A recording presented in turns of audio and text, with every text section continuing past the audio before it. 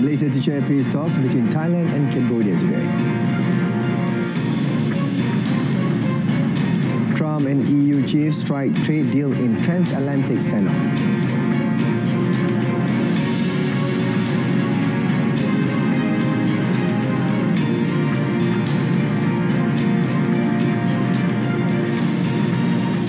Hello, good afternoon and salam Madani. Thanks for joining us. I'm Sahih and you're watching World Today.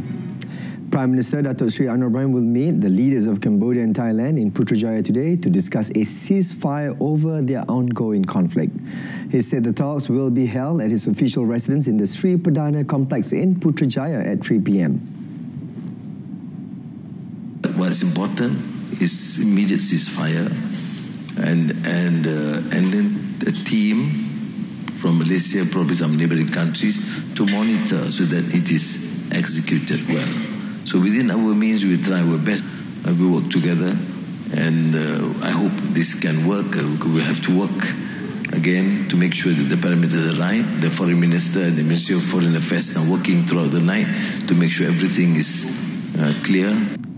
The Prime Minister added that he was also informed that China had previously contacted both nations to end the conflict. Earlier, it was reported that the Thai government had confirmed its attendance at the regional peace talks in Malaysia to discuss the escalating border conflict with Cambodia.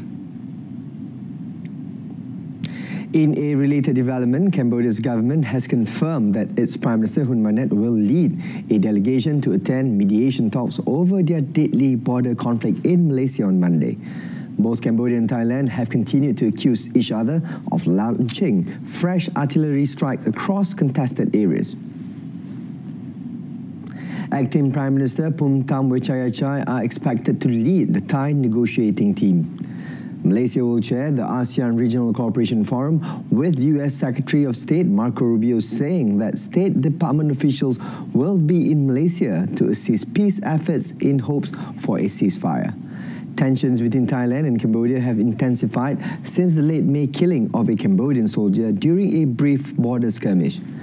Border troops on both sides were reinforced amid a full-blown diplomatic crisis that brought Thailand's fragile coalition government to the brink of collapse.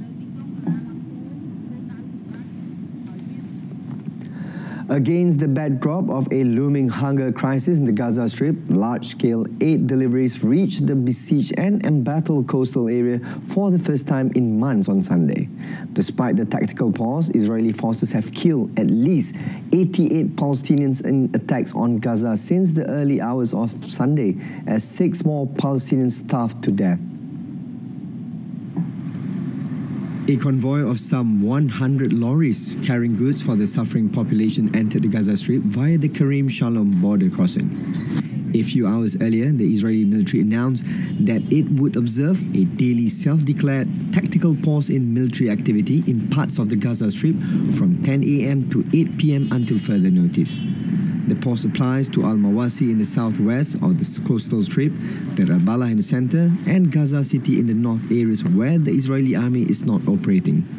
Israel designated Al-Mawasi as a humanitarian zone earlier in the war. However, the military has since attacked there multiple times, resulting in many deaths. Deir al-Balah is home to the World Health Organization's central warehouse, which the WHO said was damaged when Israeli ground troops first entered the area. The Palestinian death toll in the Gaza Strip has risen to 59,821, with 144,851 others injured since Israel launched its war on Gaza. Gaza's health authorities said in a statement that over the past 24 hours, Israeli attacks have claimed nearly 90 Palestinian lives and injured 374 others. The flow of humanitarian assistance comes amid growing international appeals to facilitate urgent aid delivery to Gaza, where residents continue to face severe shortages of food, medicine, and other essential supplies. Airdrops of humanitarian aid resumed Saturday over various locations in the northern Gaza Strip, but the approach was criticized by head of the UN Agency for the Palestinian Refugees, Felipe Lazzarini, as the most expensive and inefficient way to deliver humanitarian assistance. In Jakarta, hundreds of Indonesian protesters marched and gathered in front of the US Embassy on Sunday to voice their concerns about the hunger crisis in Gaza. The peaceful protest was filled with Palestinian flags as protesters chanted and banged on household items like pots and pans. Protesters called for humanitarian aid to be allowed into Gaza and called for more political pressure. The Israeli occupation forces announced later on Sunday a daily pause of its operation in parts of Gaza and the establishment of new aid corridors after months of international pressure over a worsening hunger crisis spreading in the Palestinian enclave. The Egyptian state-affiliated Al Qahira News TV also said on Sunday that aid started moving towards Gaza from Egypt. More than 2 years of armed conflict have devastated Sudan's infrastructure, causing severe power shortages that have deeply impacted people's lives. Although the security situation has improved in most parts of the central region since late 2024, power, water and gas supplies have yet to recover. In Sudan's capital, Khartoum, the largest refinery, which had been attacked repeatedly during the conflict, remains shuttered, resulting in fuel shortages that further cripple electricity generation.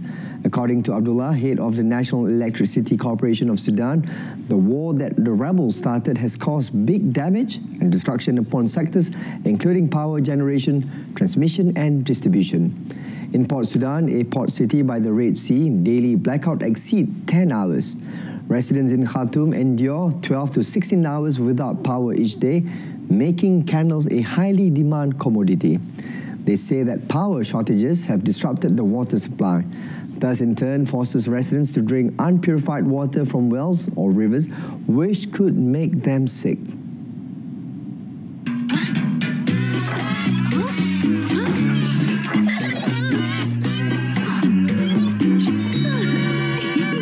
Mentol jimat tenaga untuk lebih jimat.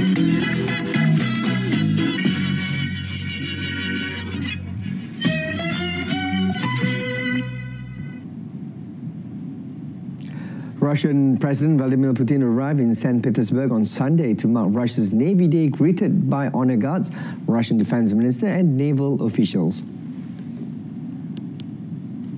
St. Petersburg usually holds a large-scale televised Navy parade on Navy Day, which features a flotilla of warships and military vessels sailing down the Neva River and is attended by Putin. Last year, Russia suspected a Ukrainian plan to attack the city's parade, according to state television. Kremlin spokesman Dmitry Peskov confirmed on Sunday that this year's parade had been cancelled for security reasons following first reports of its cancellation in early July. Russian authorities said Ukrainian drones targeted St. Petersburg on Sunday, forcing the airport to close for 5 hours. Putin arrived at the city's historic naval headquarters by a patrol speedboat, from where he followed drills involving more than 150 vessels and 15,000 military personnel in the Pacific and Arctic Oceans and Baltic and Caspian Seas. The Russian Defense Ministry said air defense units downed a total of 291 Ukrainian fixed-wing drones on Sunday, below a record 524 drones down in attacks on 7th May ahead of Russia's Victory Day parade.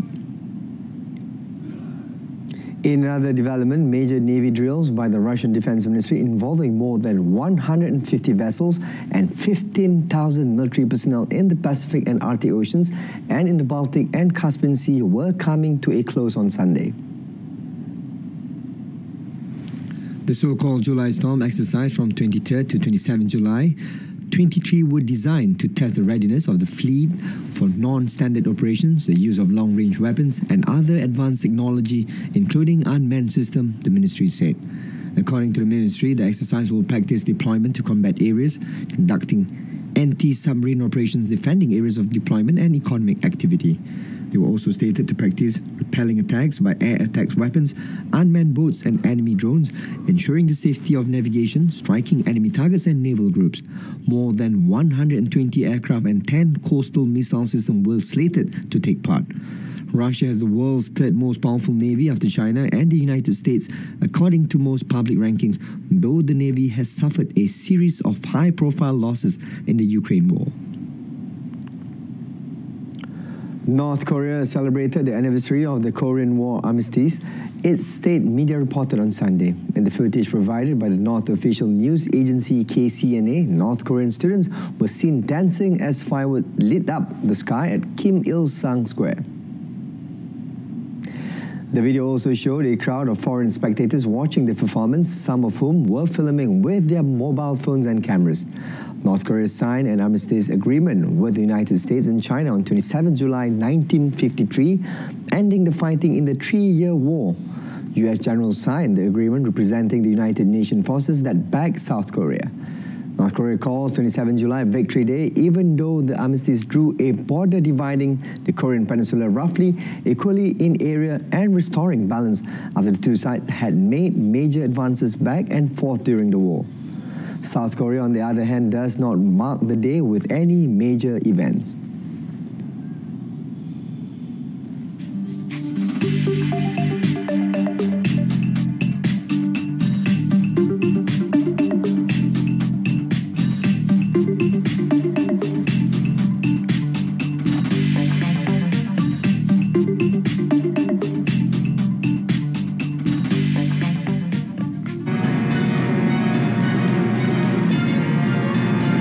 Coming up, 3 dead, dozens injured in train crash in southern Germany.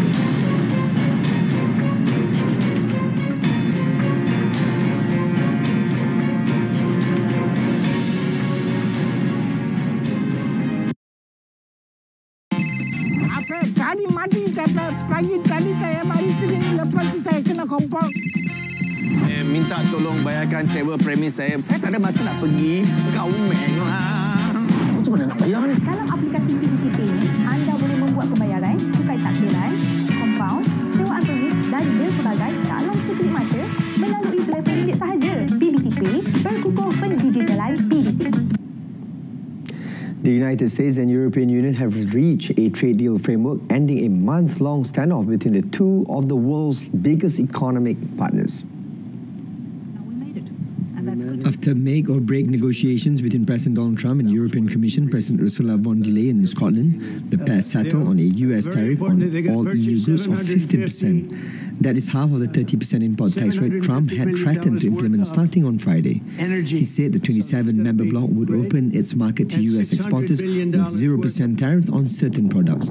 Von der Leyen also hailed the deal, saying it would bring stability for both allies, who together account for almost a third of global trade.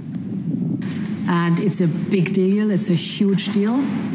It will bring stability, it will bring predictability. That's very important for our businesses on both sides of the Atlantic. It's 15% tariffs across the board, all inclusive. The investments Mr. President just described. Very important, they're going to purchase $750 billion worth of energy. So that's going to be great. And $600 billion worth of investments into the United States over and above what they have. Samsung Electronics on Monday said it has signed a $16.5 billion deal to supply chips for an unidentified major global company, sending its shares up 3.5%. The South Korean tech giant said the deal signed on Saturday was for contract chip manufacturing, and details of the agreement, including the counterpart and terms, would not be disclosed until the contract is completed at the end of 2033. The deal comes as Samsung is struggling to compete in the race to make artificial intelligence chips, which has hit its profits and share price. Samsung has customers like Tesla and Qualcomm for its foundry business, while bigger rival TSMC has customers like Apple and Nvidia. The deal comes as South Korea is seeking United States partnerships in chips and shipbuilding, as it is making last-ditch efforts to reach a trade deal to eliminate or cut potential 25% US tariffs. It is not clear how the order would affect Samsung's plan to start production at its new factory in Texas, which has been delayed as it had struggled to win major customers. At least 3 people were killed and dozens others seriously injured after a passenger train derailed in southwest Germany. Operator Deutsche Bahn said the train crashed at Rheilingen near Stuttgart for unknown reasons, as reports say there had been a storm in the area shortly before.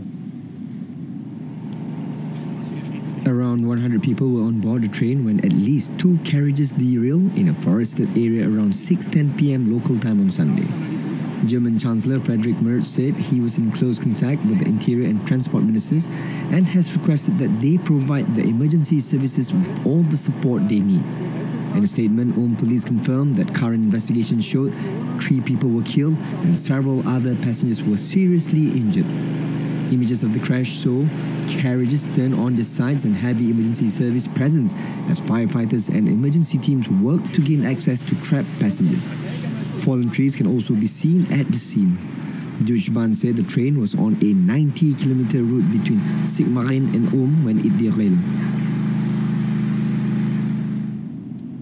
A cholera outbreak continues to spread in much of the Democratic Republic of the Congo, with more than 35,000 cases and 700 deaths reported since the beginning of this year. The escalation has been attributed to extreme weather events, poor sanitation, and a displacement crisis in the east. There are many causes of the increase in cases, including the impact of the conflict in the east of the country. Many cholera cases have been reported in the northeastern province of Sopo and in the capital of Kinshasa as well. The cholera cases have come at a time when the DRC is already grappling with other disease outbreaks. According to Roger Kamba, health minister of the country, Congo is very engaged with tackling 2 epidemics, Mpox and more especially cholera. The Congolese Health Ministry have been monitoring cholera for the past 27 weeks and now have 17 provinces that have reported cases. The lack of access to clean water in many of the conflict zones in eastern DRC has been made worse by US governments cutting funding for emerging economies. Congolese authorities are now relying on the support of the WHO and other aid agencies to curb the spread of cholera and other diseases. Venezuelans arrived at polling stations to vote in nationwide mayoral elections on Sunday. Citizens went to the polls to elect 335 mayors and more than 2,400 councillors, as well as to approve community projects for the youth. Residents were to participate in the first national popular consultation of the youth, in which more than 37,000 projects will be submitted to vote in 5,338 communes and communal circuits. The mayor of the municipality of Chachao and candidate for re-election, Gustavo Duque, exercised his right to vote on Sunday morning. Duque extended an invitation to participate, urging neighbours to go out massively to the polls. President Nicolas Maduro also voted on Sunday, and Caracas, participating in both the municipal elections and the youth popular consultation. Accompanied by the First Lady, Celia Flores, and other political figures, the president highlighted that the country continued to hold elections despite the blockade, sanctions, siege, and threats from the imperialism. Chacao is one of the few remaining municipalities out of the ruling party administration.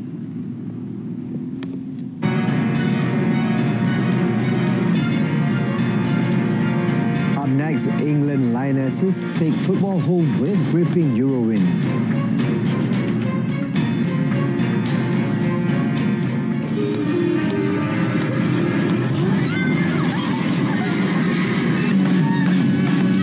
Peralatan elektrik 5 bintang memberikan penjimatan 5 bintang.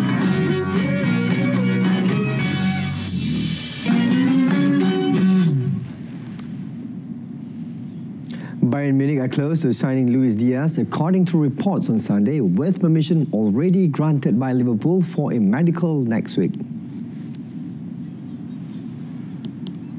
The 28-year-old Colombian forward was absent from Liverpool's squad for their 4-2 pre-season friendly defeat to AC Milan in Hong Kong on Saturday due to rumours on his future.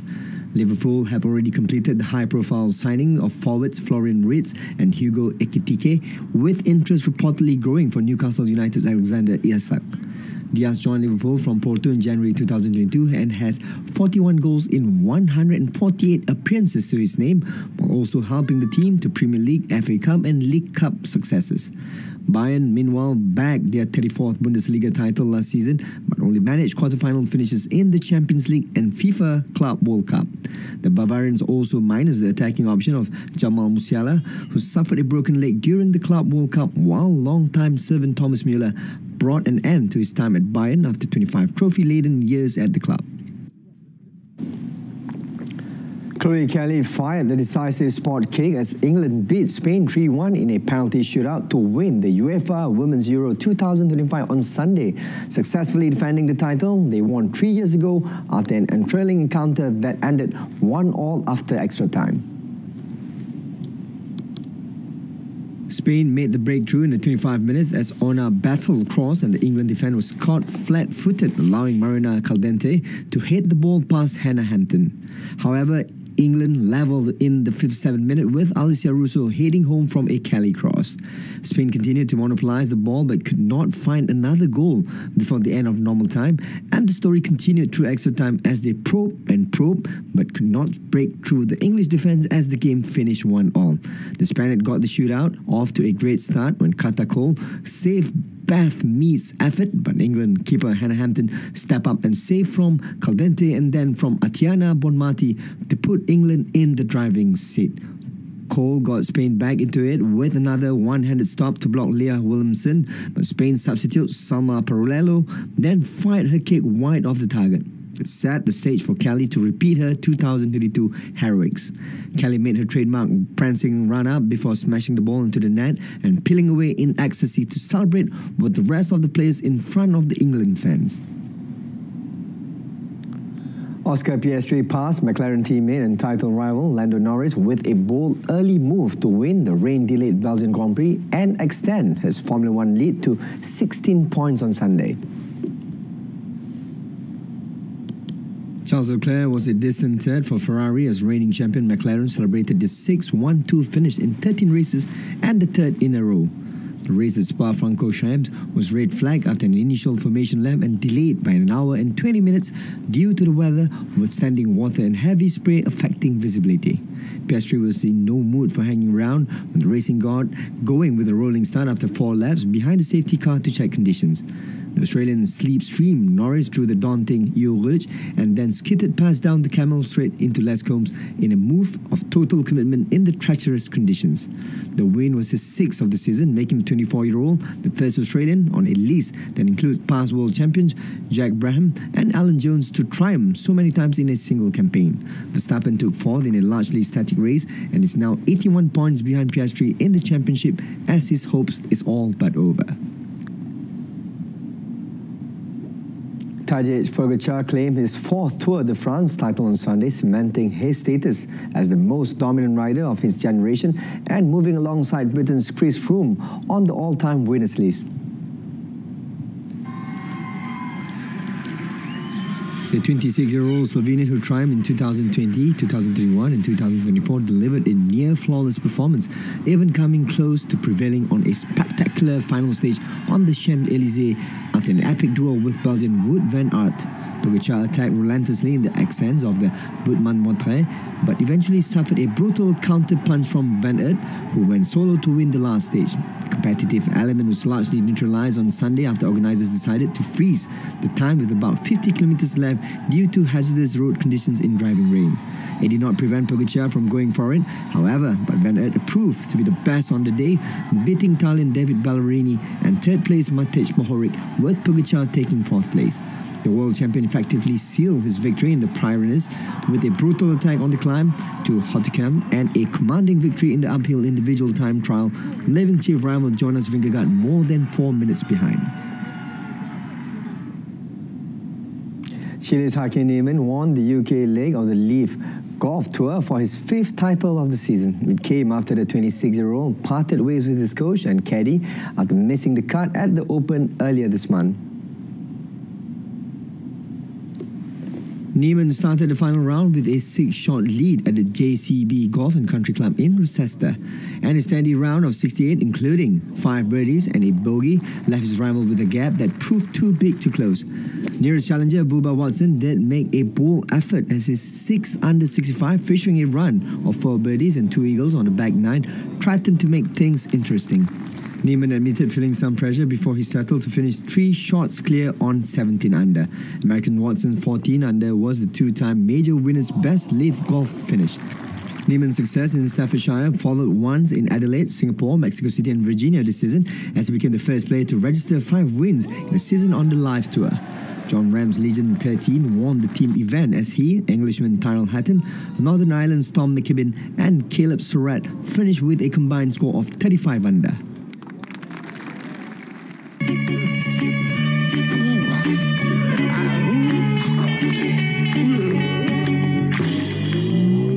Tutup tingkap dan pintu untuk kekal dingin dan lebih jimat.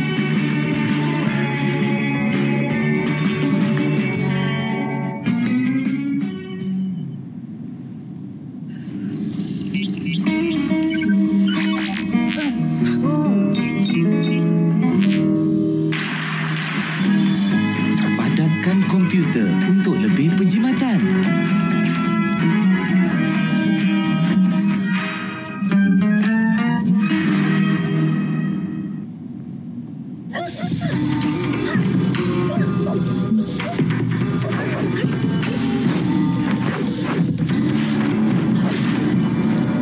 Menggosok baju sekaligus boleh menjimatkan elektrik.